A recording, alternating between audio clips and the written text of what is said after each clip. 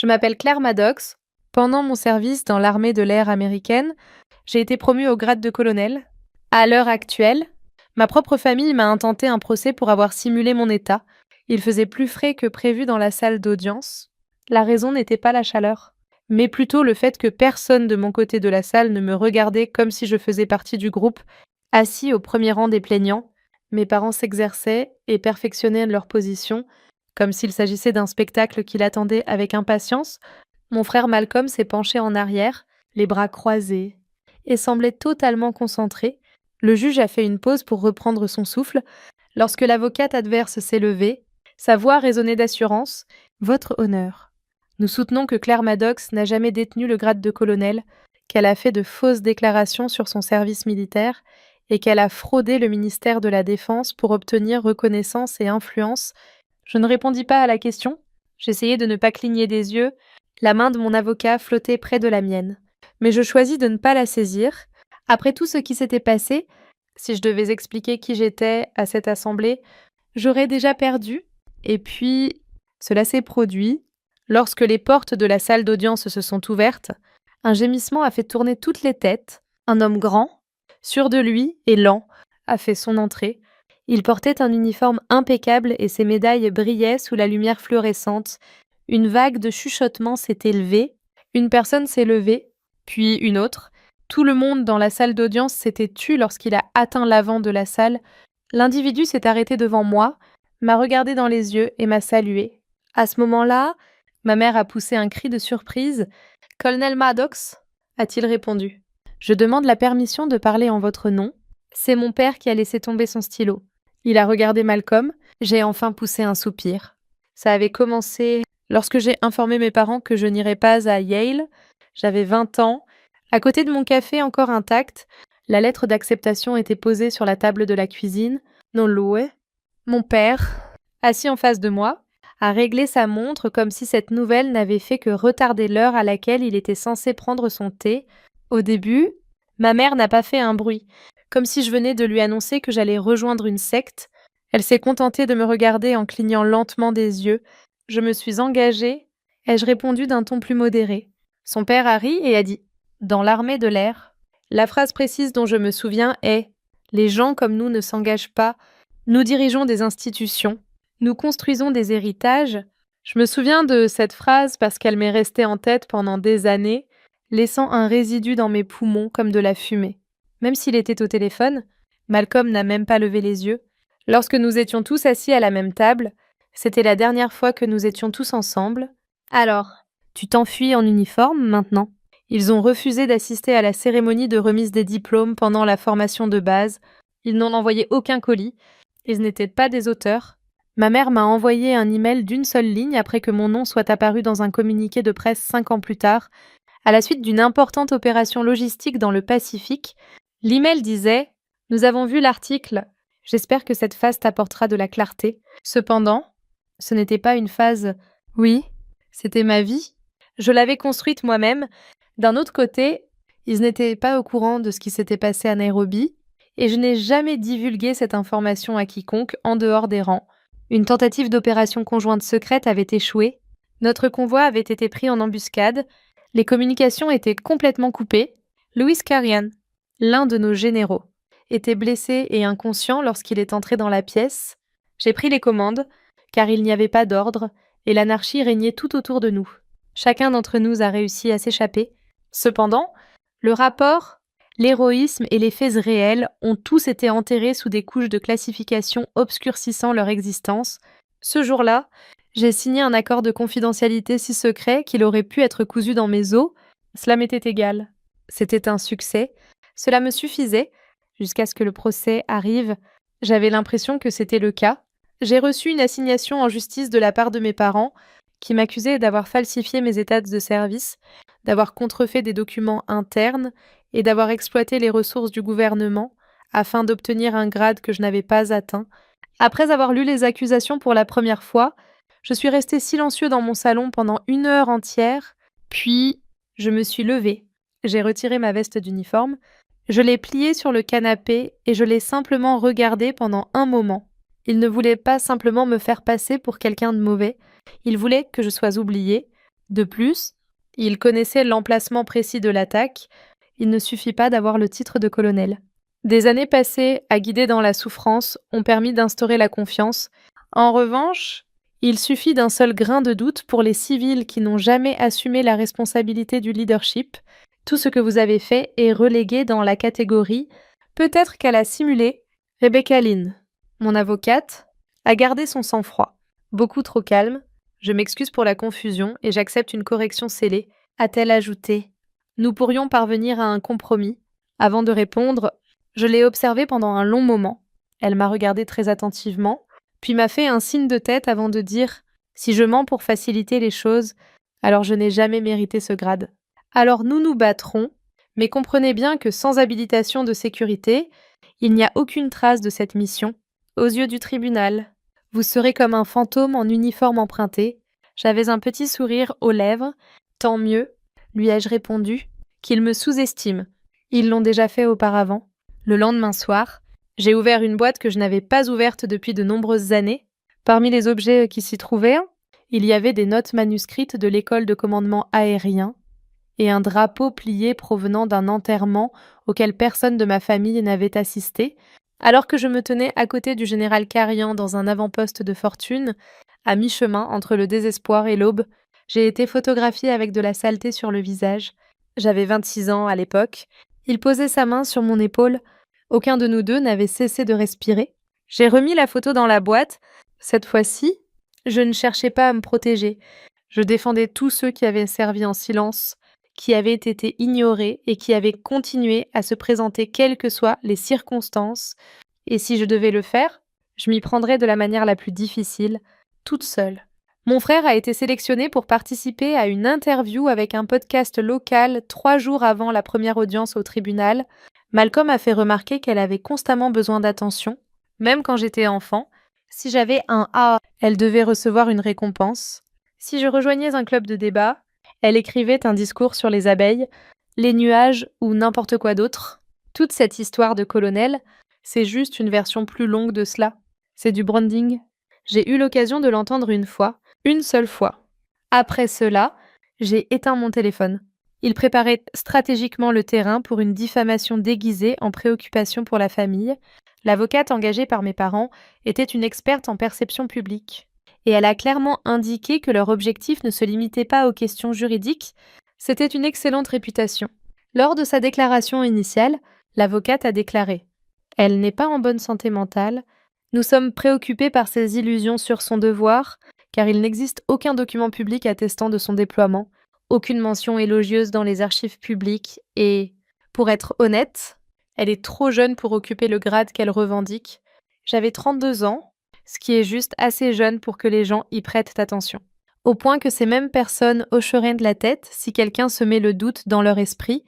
L'un des problèmes était que je ne pouvais pas éteindre l'incendie avec des documents. La plupart de mes états de service étaient confidentiels, y compris les autorisations top secrètes et les opérations clandestines. Même la reconnaissance que j'ai reçue après la conférence de Nairobi a fait l'objet d'un examen minutieux de la part de l'exécutif. Au cours d'une de mes préparations, mon avocate Rebecca s'est penchée vers moi et m'a chuchoté « Nous pouvons demander au ministère de la Défense une déclaration expurgée, juste assez pour confirmer votre grade. » J'ai secoué la tête en réponse à son commentaire. « Même expurgée ? Cela brisera le sceau. Je ne peux pas prendre ce risque. » Elle a réfléchi un moment. Je me suis levée de ma chaise et j'ai jeté un coup d'œil à Claire. Il vous traite de fraudeur. Qu'il le fasse. Il y a des moments où rester silencieux ne signifie pas capituler. La discipline est la clé. Afin de gagner un procès contre ceux qui ne se sont jamais présentés au mien, je n'allais pas dénoncer une opération clandestine et mettre la vie de personnes en danger. Ma préparation consistait à mémoriser, la seule méthode que je connaissais. Pendant les semaines qui ont précédé la date du procès, je me suis entraînée seule dans mon garage, mentalement, pas physiquement. J'ai répété toutes les missions pour lesquelles quelqu'un avait émis des doutes à mon sujet, et je n'ai pas bronché. Je me souviens encore très bien d'avoir été la seule femme dans une tente de commandement glacial et d'avoir vu 3 hommes se disputer au sujet d'une stratégie qu'ils se sont ensuite attribuée mutuellement. Un informateur local qui était à la fin de sa vie était assis en face de moi dans une communauté dévastée, et je me souviens l'avoir entendu dire « Vous écoutez comme personne ne l'a jamais fait », et il le pensait vraiment. C'est alors que je me suis souvenue de mon commandant qui m'avait dit: Vous avez plus de courage que la plupart des généraux, avant de me laisser derrière lui le jour de ma promotion. Par conséquent, je ne me suis pas sentie bouleversée lorsque le tribunal s'est finalement réuni et que j'ai été appelée à me représenter moi-même. Je n'ai pas bougé d'un pouce. L'avocate adverse a commencé de manière décontractée, semblant même compatissant.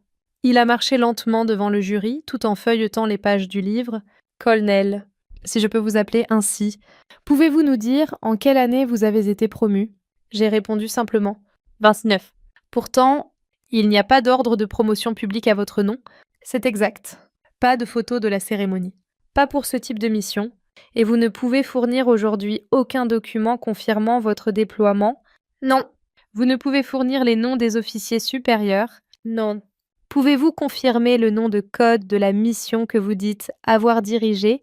J'ai mis le haut là. Non, ai-je répondu, en le disant clairement, en réponse. Elle a haussé les sourcils. Donc, pour résumer, Madame Maddox, vous demandez à cette cour de vous croire sans aucune trace écrite, sans commandant présent, sans photo, sans médailles à montrer. Je l'ai regardée avec intérêt, avec un petit rire discret. Elle a dit: Je ne demande rien. On aurait dit qu'on lui avait donné la victoire. Quand je me suis tournée vers le jury, j'ai dit: Alors, pourquoi êtes-vous ici? Parce que j'ai mérité ce qu'ils disent, que j'ai truqué. Et si le garder signifie enfreindre le code que j'ai juré de respecter, je préfère perdre mon titre. La salle d'audience resta silencieuse, les mains jointes. Le juge se pencha très légèrement en avant. Rebecca ne souleva aucune objection. Elle n'avait pas besoin de le faire. Il était conscient que je venais de dire la seule chose qu'aucun d'entre eux n'avait anticipée. Je n'avais pas l'intention de défendre mon CV, je plaidais en faveur du serment. Même au milieu de ce silence, je pouvais le sentir. Il ne savait pas quoi faire d'une personne qui ne suppliait pour rien. Le fait qu'elle plaide sans élever la voix était quelque chose auquel il n'était pas préparé. Moi, en revanche, je l'étais. Mes parents avaient l'allure de diplomates lorsqu'ils se sont présentés au tribunal. Bien qu'il n'ait jamais servi un seul jour dans la marine, mon père portait ses boutons de manchette. En hommage aux nombreuses années que ma mère a passées à la magistrature, la broche qu'elle portait était un marteau de perles. Si cela n'avait pas été aussi acerbe, l'ironie aurait été hilarante. Sans aucune difficulté, ils ont pris place à la barre, comme si la salle d'audience n'était rien de plus qu'un banquet de club ou un autre événement de collecte de fonds. Ma mère a affiché un sourire aimable, a joint les mains et a incliné la tête en réponse à la question de savoir pourquoi ils avaient intenté le procès. Elle a poursuivi. Nous sommes préoccupés par le bien-être de Claire, par la fausse identité qu'elle s'est créée. Elle a toujours eu une imagination débordante. J'étais sur le point d'éclater de rire. Mais je me suis retenue. Elle a été conduite avec beaucoup de soin par l'avocat. À la manière d'une réunion de l'association des parents d'élèves, ma mère a acquiescé en réponse à la question: Pouvez-vous développer? À 12 ans, elle inventait des histoires dans lesquelles elle commandait des armées. Elle portait mes vieilles chaussures à talons noirs et se faisait appeler Général Claire. À l'époque, nous trouvions cela mignon. Mais aujourd'hui, elle présente ses fantasmes comme des faits réels. Mon père a suivi ses traces. Il s'est exprimé d'une manière détendue, sèche et concise. J'ai enseigné à Claire que le nom de notre famille était synonyme d'intégrité, que le vrai pouvoir n'avait pas besoin d'être affiché, mais elle voulait le spectacle, le rang et la gloire. Il m'a jeté un regard qui n'était ni de colère ni de culpabilité, mais plutôt de calcul, comme si j'étais un mauvais investissement qu'il avait enfin des raisons légales de vendre. Puis Malcolm est apparu. On aurait dit qu'il participait à une émission de télé-réalité lorsqu'il s'est penché vers le micro. Elle a dit qu'elle avait été promue colonel à 29 ans. Vous savez à quel point c'est rare. Cela n'arrive que si vous connaissez quelqu'un ou si vous mentez. L'avocat a haussé les sourcils en signe d'approbation. Malcolm a esquissé un sourire malicieux et a demandé: Vous pensez donc qu'elle ment? Claire est intelligente. Je lui accorde ça, mais elle cherche aussi désespérément à compter. Elle a été invisible pendant si longtemps. C'est comme si elle s'était construit cette personnalité militaire pour nous prouver que nous avions tort. Je fermai les yeux pendant un court instant. Ce n'était pas parce que c'était douloureux, mais plutôt parce que j'avais besoin d'enfouir ma souffrance quelque part où il ne pourrait pas la voir. Ils pensaient qu'il s'agissait d'une question d'ego et d'un besoin d'être reconnu. Ils ignoraient que tout ce que j'avais construit était forgé à partir de l'exact opposé, une vie qui avait été vécue dans l'inconscience. Alors que nous retournions à table, Rebecca murmure: Ils jouent le tout pour le tout. Le caractère d'abord. Les faits ensuite. J'acquiesçais d'un signe de tête. Qu'ils me mettent un tas nu. Il n'y a rien en dessous que je n'ai pas choisi. Au cours du 4e jour du procès, l'opinion publique a commencé à changer. Les témoignages de ma famille ont été présentés dans des talk-shows avec des titres tels que Faux colonel ou bouc émissaire de la famille, le nom Maddox, héritage ou folie, et un mensonge décoré. Les groupes d'anciens combattants ont commencé à se diviser à la suite de ces récits. Beaucoup se demandaient pourquoi je ne me défendais pas à l'aide de documents, d'autres me qualifiaient de honte, mais j'ai alors reçu un message, un fichier crypté sécurisé provenant d'un ancien contact de l'unité, avec lequel je n'avais plus de contact depuis des années. Il ne contenait qu'une photo datée de moi, agenouillée en uniforme à côté d'un officier blessé, avec du sang sur ma manche et des impacts de balles figés en arrière-plan. Il n'y avait ni nom ni code de mission. Je ne l'ai pas soumis à mon avocat. Il n'y avait qu'une seule légende qui disait « Elle est tenue bon ». Je ne l'ai pas transmis à la presse. J'ai décidé de le garder parce qu'il me rappelait quelque chose qu'aucun procès ne pourrait jamais atteindre. La vérité n'a pas besoin d'applaudissements. Elle a seulement besoin d'être acceptée. La veille des débats finaux. J'étais assise seule dans mon appartement, ma veste suspendue à une chaise et ma chemise déboutonnée au col. Je n'avais pas peur, mais j'étais plutôt retenue, et mes mains tremblaient. J'avais respecté toutes les règles, tenu toutes les lignes et exécuté toutes les instructions. Il continuait à me traiter de faux. J'ai jeté un rapide coup d'œil à l'enveloppe que je n'avais pas ouverte depuis 5 ans. La lettre était écrite à la plume et datée du lendemain de la conférence de Nairobi. Elle avait été rédigée par le général Louis Carian. Je n'avais pas eu le courage de la lire auparavant, mais à partir de maintenant, j'allais le faire. De plus, je l'emporterai avec moi le lendemain. Non pas comme preuve, mais comme protection. À la fin du procès, la salle d'audience sentait le béton humide et le café rassis. C'était le dernier matin du procès. Les marches étaient bordées de journalistes, chacun pointant son appareil photo comme une arme, vêtu de mon costume complet. Je passais devant eux sans m'arrêter. Je ne fis aucun bruit. À l'intérieur, il y avait un bourdonnement dans la salle. Les membres du public murmuraient. Mes parents semblaient sûrs d'eux. Malcolm faisait tourner un stylo entre ses doigts. Il semblait que l'accusation avait déjà accepté les termes de l'accord. Le juge a rappelé à tout le monde, comme il le fait souvent, de se comporter avec courtoisie et modération. Après cela, il s'est tourné vers mon avocat. Rebecca s'est levée avec calme et a dit « La défense a-t-elle autre chose à ajouter avant que nous passions aux plaidoiries finales ?» Lorsque l'accusation se retourna, elle répondit « Oui, votre honneur. Nous avons un dernier témoin. » Rebecca répliqua « Votre honneur. » La liste des témoins était close.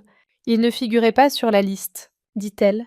Le juge leva le menton et dit « Parce que jusqu'à il y a 24 heures, nous n'étions pas certains qu'il viendrait… » Une voix retentit depuis le fond de la salle. « Son nom ?»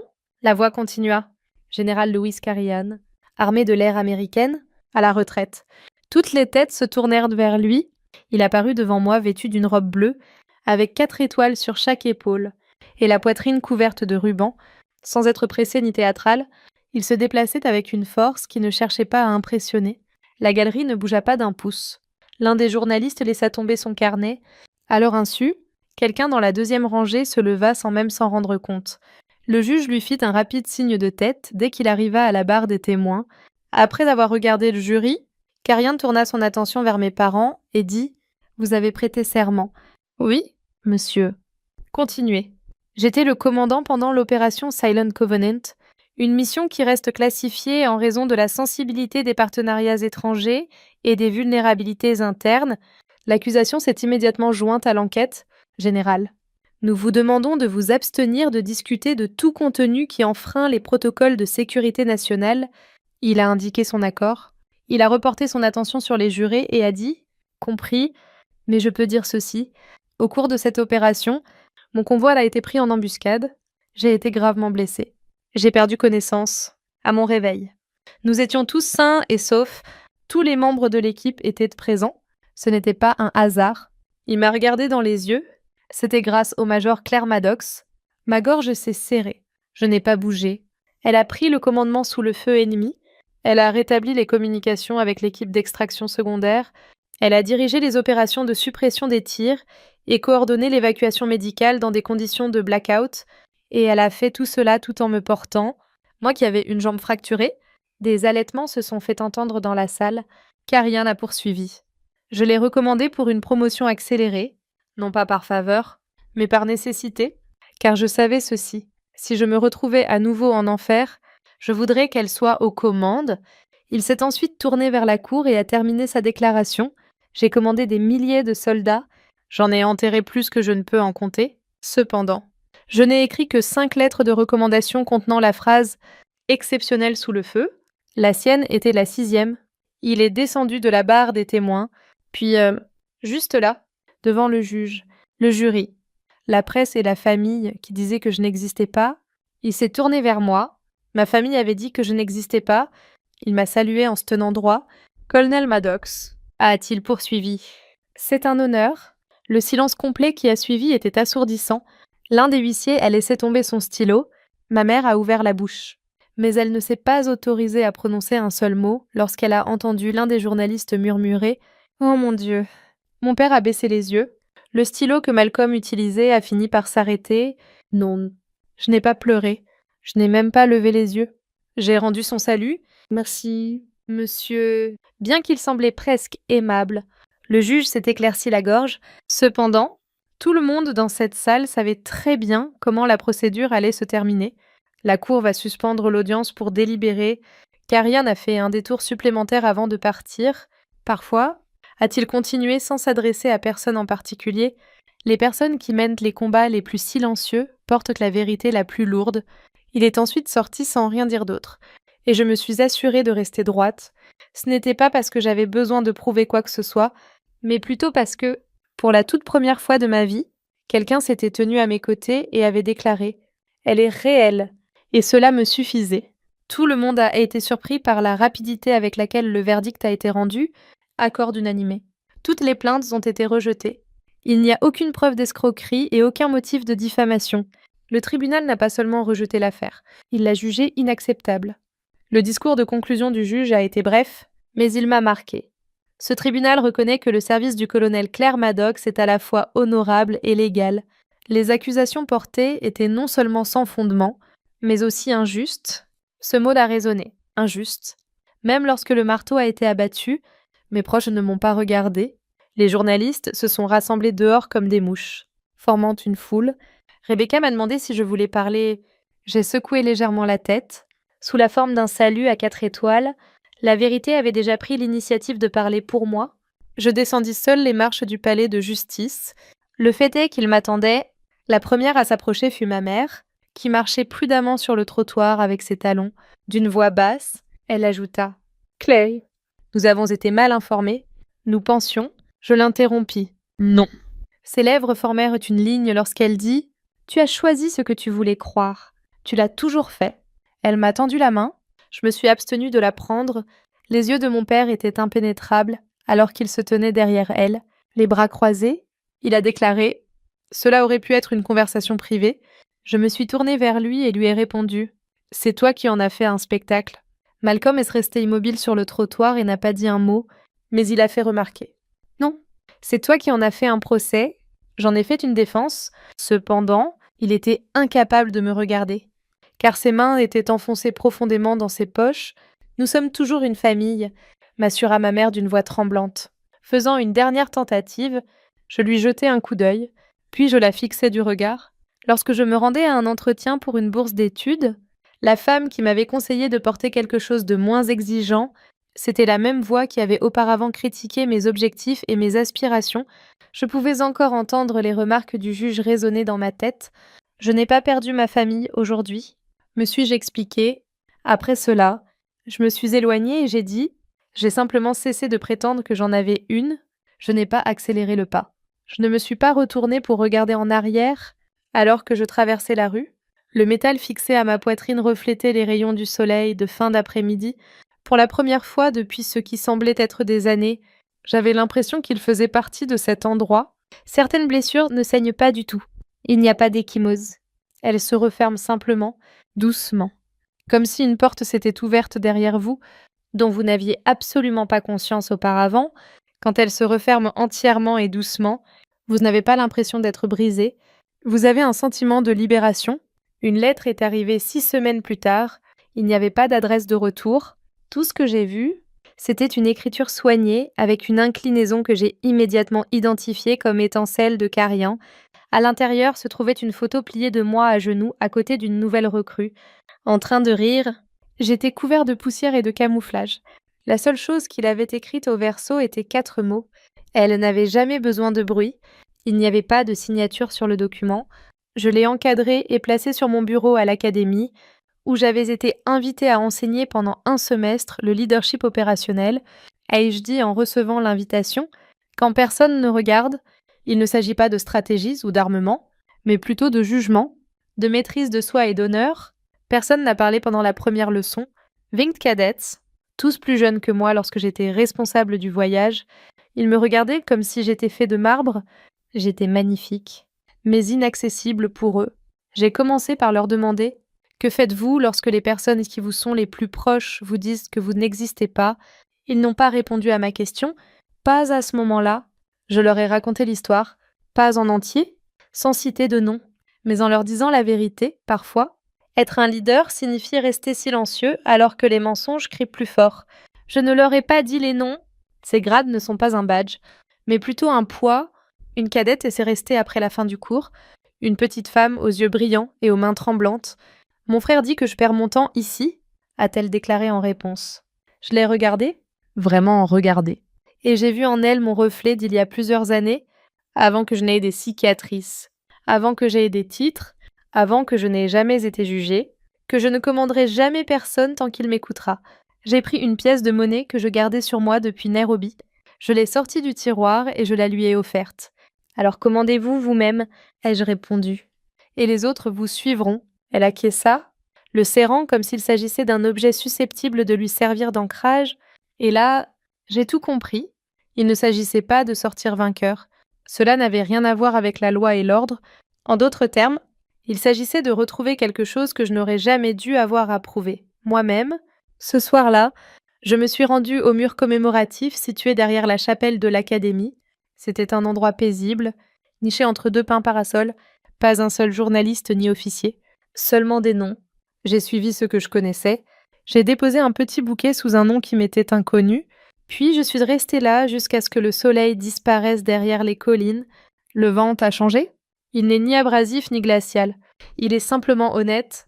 De plus, j'ai pris conscience d'une chose simple, peut-être même sacrée. Ils ont tenté de s'emparer de ma position, mais je n'ai jamais été qu'un titre. Toute ma vie, j'ai été soldat, car le silence, lorsqu'il contient la vérité, n'est pas un signe de faiblesse, mais plutôt de commandement, même lorsque je me tenais seule, même lorsque je restais muet, en particulier lorsque je me trouvais dans cette situation.